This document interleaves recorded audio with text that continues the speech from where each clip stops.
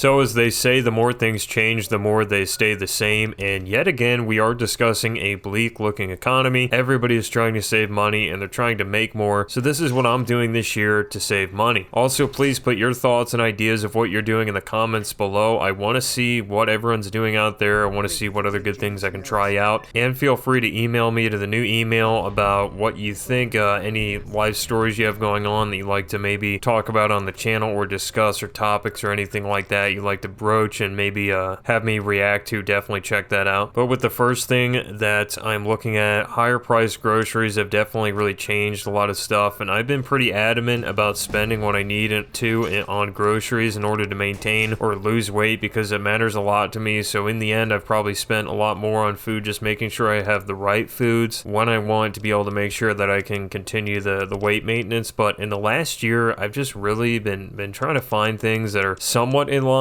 but can help me save cents. Like, I'd love to eat the leanest cut of chicken, but if there's some type of similar amount of chicken that comes in a can and it's cheaper, right now I'm gonna go with that to save a little bit of money at the grocery store. And I'm also looking at maybe things like a Costco membership or something. I think a lot of people gloat about the savings there, but I do wonder if factoring in the membership and how much I use it, if it's actually going to be worth it, because all I know is Costco keeps getting bigger and bigger and bigger. But I do know in a roommate situation, I think it's a great thing because everybody's sharing that and you're getting the value out of it and really getting everything like that. But again, if it's one person, I'm still looking to see if that would be worth it. Also, one thing I'm pretty much done with here in 2026 is just expensive hobbies. My most expensive hobby was golfing, and really just any leisure. And I used to like golfing, but at this point, I mean, if you're not ultra wealthy, it's just not even worth it to play anymore. It costs so much money, and to practice too, like you have to buy a bucket of balls, and that can easily be $20, and that'll, you know, be a little entertainment for a bit, but it's just, I don't even enjoy it anymore like I used to. And the thing is, I haven't really been playing much as is, but I think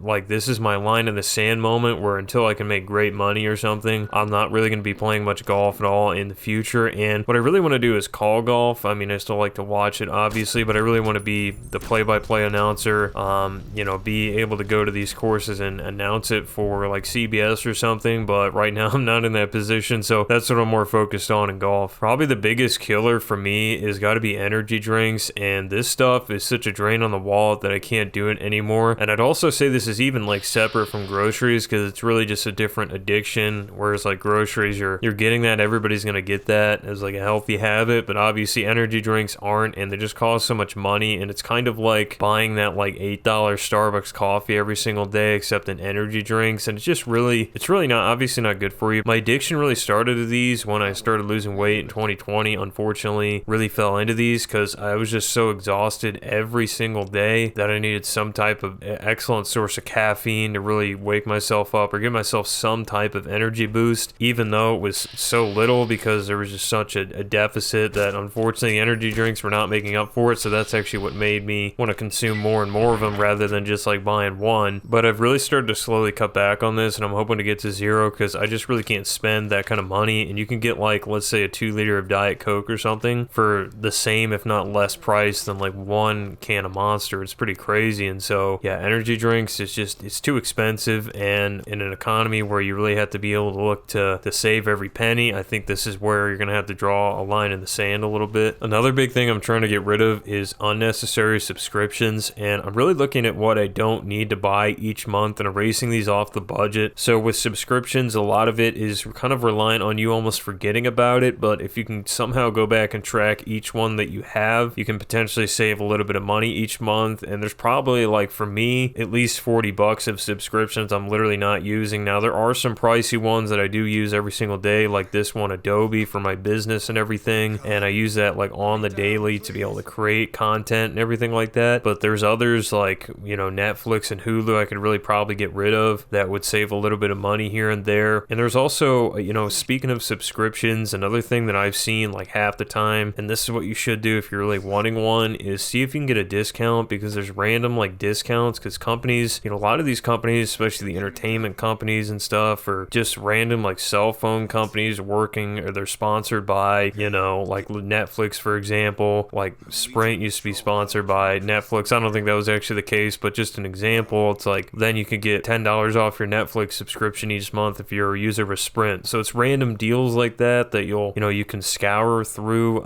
what you already have or stuff you're already kind of paying bills on. Maybe you can actually get a discount on these subscriptions. So that's something to keep in mind. Certainly if you're a college student too and you're looking to cut down on subscriptions, actually see if you can get that at a huge discount or like for free, because there are a lot of free subscriptions and stuff you can get with your university or whatever you're doing. So you want to definitely do your due diligence on subscriptions. But the sad part is, a lot of them can be just a money drain and take like 20-25 bucks even just a month out of your wallet. But again, when we're in this position where you got to find every dollar, I think it's important to really cut back on these things, and I'll probably be losing a couple by the end of the month. And here's some things that I'm not personally doing, but I definitely thought out of the top of my head, and these are probably the top 5 that I can see as being a drain. Number 1, sports gambling. Guys, I mean, if you're particularly a guy, I don't think women have this addiction nearly to the same degree, if at all, but sports gambling, a huge thing that's really been going throughout a lot of young men in the States, and certainly everywhere else has been legalized, but it's a big problem. You got to be very careful when you're sports gambling. I've said this multiple times. You don't want to fall into an addiction, and what happens is people just they spend too much money, and you end up spending hundreds of dollars, losing hundreds of dollars per month, especially when you're trying to win a parlay. And it's very sad to see because all that money you just think invested or something, or put into even to a savings to make your life more secure, could go such a long way. I would also say gambling in general, not everybody's into the traditional gambling. You can even see the decline in Las Vegas, like tourism, like nobody's showing up to the blackjack table, or just not as many people really, I think, have that urge to go gamble in a lot of those traditional casino games. But gambling in general is definitely just a tough thing, and if you're addicted to that, you really want to seek help, because that is absolutely one of the most crippling things you can do with your money. And other things include going out to the bar, going out to eat, kind of the same thing. I mean, these are 2 big money drains. Luckily, like I said, I haven't had too much, alcohol desires or anything like that, but in times where I've been in social settings and kind of almost encouraged and almost forced into, like, having to buy a drink just to stick around. It's so expensive to get a drink, and I think the last time I bought a drink for myself and my girlfriend, that was nearly $30 with the tip, and it was like, what am I doing here? So the bar tab, man, will add up on you, and I'm just thankful I didn't waste a lot of money on that in college and stuff, getting turned up, because that just totally eats away at you. But I did,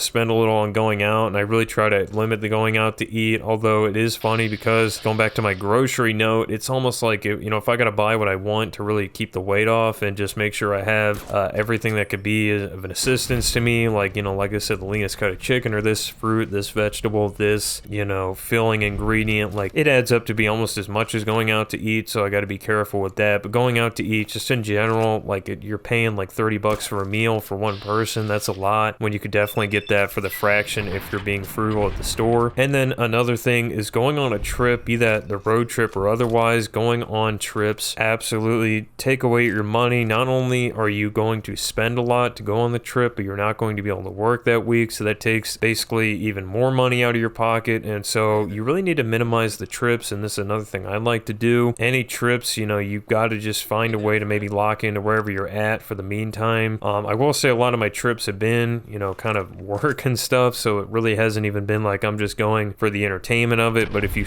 you are doing that, really probably want to not do that this year and save that money instead. I just want to be financially free someday, to where I can take, some of the hits and still exist and get by with no issue. I'd really like to be able to do some of the things I mentioned, but right now just really can't until I get to a very high income or something for a long time, to where you can actually be in that top percentage of people and living the good life, and the 1% of the 1%, if you can say that. So let me know what you guys think, again, in the comments below. What are you doing to save money? What are you not spending money on? What are you doing maybe to side hustle? I don't know. All those things are just huge, and particularly this video obviously covered a lot about cutting money that you're spending, but there's definitely a lot of new ways to make money. So let me know about that as well in the comments below. But stay tuned for the next video. We'll have another one out here on PM Games.